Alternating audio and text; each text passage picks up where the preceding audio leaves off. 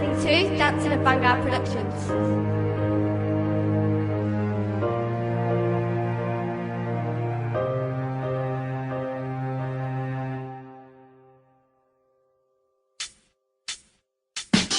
Kami ay sakop at saklaw ng inyong kapangyarihan, ngunit di nyo yan makakamtan kundi sa taong bayan. Tapos di nyo pinapansin at pinapahalagahan ang mga taong nagluklok sa inyong inuupuan. Tila kayo'y mga bingi at pawang mga bulag, sa tulad naming mahihirap at di kayo nahahabag. Sana ang inyong pangako tuluyan ang naglaho, walang pinag-iba sa mga mata ninyong malabo. At ilan na bang pamilya ang pangarap ay gumunan dahil sa kagagawa ng mga taong nakaupo? Tumatayo lamang sila kapag puno na ang bulsa, tapos pag nagkabistuhan sasabihin di sila ang sangkot sa krimen na hinahanap ng pulisya. Ngunit di nila makita dahil puro ma-impluensya. At sadya ba talaga mahalaga lamang ay pera? Pero sana ay maisip nyo kami ang nagdurusa.